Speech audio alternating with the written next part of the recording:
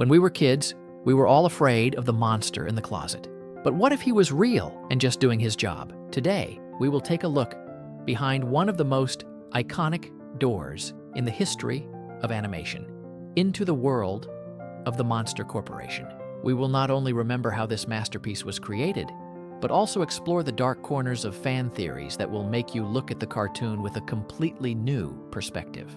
To begin with, the Monster Corporation revolutionized animation in 2001, and it's all in James P. Sullivan's fur. To make it realistic, Pixar animators had to write a special program called FITS. Thanks to her, each of the 2,320,413 villi on Sally's body moved independently.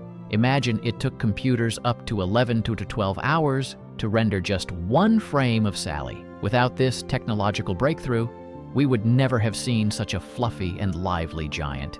Hey, you can't! But the main discovery is the prototype of Sally himself. Director Pete Docter, while working on the cartoon, was torn between the studio and his newborn daughter. It was these emotions, the struggle between duty and attachment to a child, that formed the basis of Sally's character and made him so human.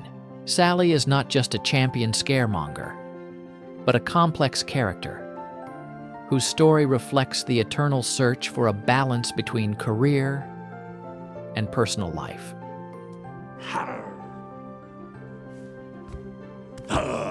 And here is his irreplaceable partner, Mike Wazowski. He is the brain and motivator of the whole team. His main tragedy, apart from the eternal ruined photos, is that the children are his. They are not afraid. He is most often perceived as a buffoon, but it was Mike who went from a loser who was expelled from the Faculty of Fears to a key employee of the revamped Laughter Corporation.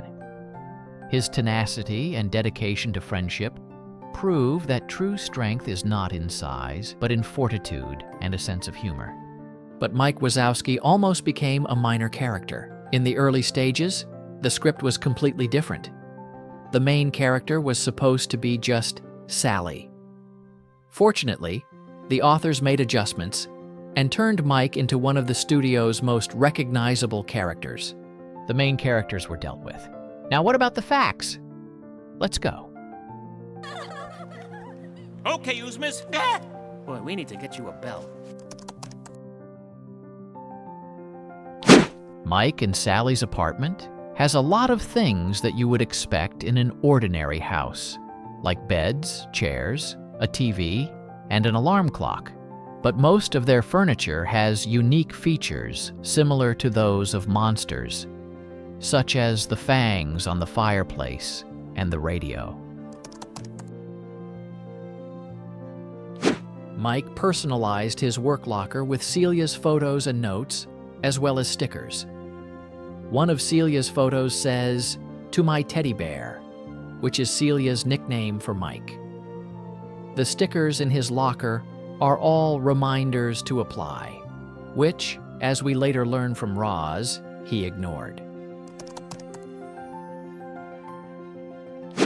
Before the date, Mike asks Sally if he can borrow his fragrance. Since they're monsters, they obviously want to smell bad. So Sally lists a few disgusting options for Mike. After being offered the flavors of smelly garbage and old dumpster, Mike chooses the scent of wet dog. That's how, through the stories of its characters, Monsters Corporation tells us about very human things: friendship, loyalty, choice, fear of failure, and the healing power of laughter. These monsters turned out to be much more human than many of us. Their story has not ended. It has been reborn, and now, as we know, the corporation feeds the city with the energy of laughter, proving that kindness and humor are always stronger than fear. What do you think? Which character is revealed the most deeply? What theory about Randall do you believe in? Write in the comments. Please like, subscribe to the channel, and don't miss our next investigations of animated universes. Bye, everyone.